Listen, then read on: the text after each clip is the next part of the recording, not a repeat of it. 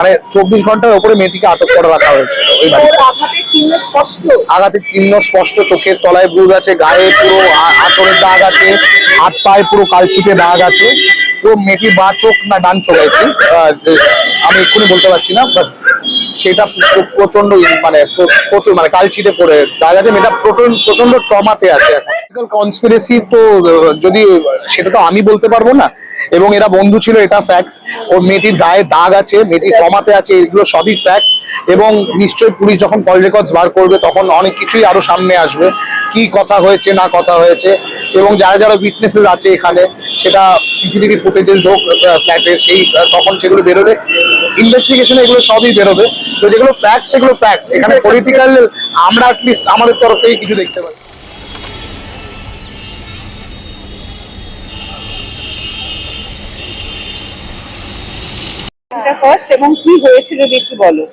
আমার নাম অভিষেক দেবিশ্বাস, আমি অ্যাডভোকেট ময়ূর মুখার্জির চেম্বার থেকে এসেছি। আমরা যখন ইনফরমেশন পাই আজকে সকালবেলা এই ঘটনাটার, ততক্ষণে মেয়েটি অলরেডি এখানে একটা রিটেন কমপ্লেন্ট, ইনিশিয়াল একটা কমপ্লেন্ট ওখান থেকে বেরিয়েই দিয়েছে, এবং বেসড অন দ্যাট ওর একটা মেডিকেলও নিজেই গিয়ে করেছে। ওর ফ্যামিলি মেম্বার এখানে একটু এখন নেই, ওরা ট্রাভেল করছে, দাদা বাইরে থাকে, বাবা বাইরে আছে। তো নিজে বন্ধু বান্ধবদের সাথে মামার সাথে এসে কমপ্লেনটা ফাইল করেছিল। ঘটনাটা যেটা ঘটেছে 2 তারিখ বিকেলবেলা মেয়েটি কে তার বন্ধু, এই যে অ্যাকিউজড শ্রমিক অধিকারী, সে ডেকে পাঠিয়েছিল, সে বাড়ি শিফট করছে বলে বোধহয়, এবং সে গেছিল।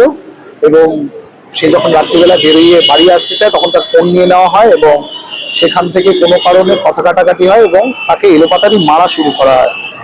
মেয়েটি সারা গায়ে চোখে ব্রুজ আছে, এবং তার সাথে আরো অনেক ফর্মস অফ অ্যাবিউজ করা হয় সারা রাত ধরে। মেয়েটি ইনফ্যাক্ট মেয়েটি যখন ছেলেটির বাবা মাকে রিকোয়েস্ট করে বারবার করে তাকে বেরোতে যেতে দিতে, তারাও কোনোভাবে তাকে হেল্প করেনি। উল্টে তার যাতে ব্রুজগুলো কভার করে দেওয়া হয়, তাই জন্যে তার জন্য বোধহয় ওরই ফোন থেকে বোধহয় মেকআপ অর্ডার করা হয় যাতে ব্রুজগুলো কভার করা যায়। এবং পরের দিন বিকেলবেলা 5:30টায় যখন সে কোনোভাবে তাকে বেরোতে দেওয়া হয় অনলি অন দ্য কন্ডিশন সে যেন বাইরে গিয়ে বলে যে তোমার আলনায় চোট লেগেছে বা অন্য কোথাও চোট লেগেছে, কোনো বাজে কাজ তোমার সাথে হয়নি।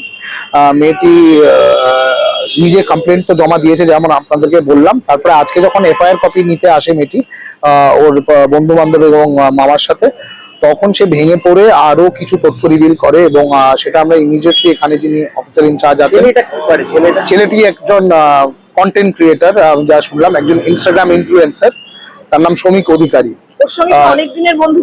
অনেক দিনের কি বন্ধুত্ব কিনা বলতে পারবো না, তবে তারা বোধহয় কোনো কাজ একসাথে করেছে, এবং মেয়েটির বন্ধুই ছিল, এটাই মেয়েটি যা বললো।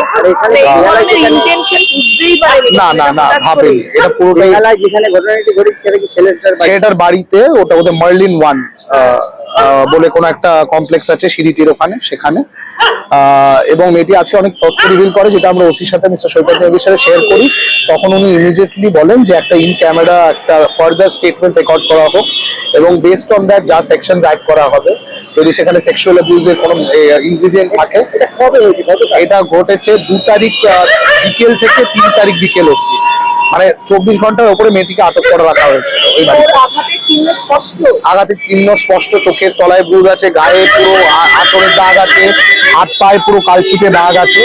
পুরো মেয়েটির বাঁ চোখ না ডান চোখ আছে আমি এক্ষুনি বলতে পারছি না, বাট সেটা প্রচন্ড প্রচুর কালচিটে পড়ে দাগ আছে। মেয়েটা প্রচন্ড ট্রমাতে আছে এখনো অব্দি। যেটা ইনিশিয়ালি যে ও যে কমপ্লেনটা করেছিল সেখানে অনেক কিছুই ও বলছে যে বাবার ভয় বা পরিবারের ভয়, বা যেহেতু একটা মেয়ে সেই ভয়ে অনেক কিছু বলতে পারেনি। সেটা আজকে ওর বন্ধু বান্ধব নিজের লোকজনরা যখন ছিল, সে তখন ভেঙে পড়ে অনেক কিছু রিভিল করেছে। তো সেই ইনফরমেশনের বেসিসে আপনার 115(2) দিয়েছে, 127(2) দিয়েছে, 351 দিয়েছে, 74 দিয়েছে, which is criminal intimidation, wrongful confinement, outraging of modesty and voluntarily causing hurt। তো এইসব সেকশনস দেওয়া হয়েছে। এখন দেখা যাক ছেলেটা অ্যারেস্ট হয়েছে কিনা আমরা এখনো জানি না, কারণ কি এখনো আমরা থানায় দুপুর থেকে এখানে আছি, দুপুর থেকে আমরা এখানে আছি, ছেলেটা এখনো তো থানায় আসেনি। ছেলেটা কি পালিয়ে গেছিল? ছেলেটা পালায়নি, উল্টে তারপরে ফোন করে আরো অনেকবার থ্রেট দেওয়ার চেষ্টা করেছে যে তুই এটা করিস না, তোর বাবা আমার নামে কেস করে দেবে, এটা হতে পারে না। এভাবে ওকে অনেকভাবে ম্যানিপুলেট করার চেষ্টা করেছে, কোয়ার্স করার চেষ্টা করেছে। ছেলেটার নাম শ্রমিক অধিকারী। আচ্ছা, অনেকে এটা একটা পলিটিক্যাল অ্যাঙ্গেল দেখছে, কারণ কিছুদিন আগে একটি ভিডিও করেন উনি অ্যাওয়ার্ড পান, তাই ভাবছে এটা কোনো পলিটিক্যাল কনস্পিরেসি। দেখুন, পলিটিক্যাল কনস্পিরেসি তো যদি সেটা তো আমি বলতে পারবো না, এবং এরা বন্ধু ছিল এটা ফ্যাক্ট। ওর মেয়েটির গায়ে দাগ আছে, মেয়েটির কমাতে আছে, এগুলো সবই ফ্যাক্ট। এবং নিশ্চয়ই পুলিশ যখন কল রেকর্ডস বার করবে তখন অনেক কিছুই আরো সামনে আসবে, কি কথা হয়েছে না কথা হয়েছে। এবং যারা যারা উইটনেসেস আছে এখানে, সেটা সিসিটিভি ফুটেজেস হোক ফ্ল্যাটের, সেই তখন সেগুলো বেরোবে, ইনভেস্টিগেশনে এগুলো সবই বেরোবে। তো যেগুলো ফ্যাক্ট সেগুলো ফ্যাক্ট, এখানে পলিটিক্যাল আমরা অ্যাটলিস্ট আমাদের তরফ থেকে কিছু দেখতে পাচ্ছি। পুলিশের কাছ থেকে আমরা এখনো অ্যারেস্ট এর উপরে কোনো তথ্য এখনো পাইনি। থানায় ছেলেটা এখনো আমি তো দেখতে পাচ্ছি না, আমি দুপুর থেকে এখানে আছি। তবে ফার্দার স্টেটমেন্ট রেকর্ড করা হচ্ছে, এবং মেয়েটি থেকে আরেকটা রিটেন স্টেটমেন্টও রেকর্ড হবে। দরকার হলে তাকে মেডিকেল যেটা করানো হয় সেটাও করানো হবে। এইটুকুনি তথ্য আমাদেরকে অফিসার ইনচার্জ এখন অব্দি দিয়েছে। আমার নাম অভিষেক দেবিশ্বাস, আমি অ্যাডভোকেট মহিপ মুখার্জি চেম্বার থেকে এসেছি।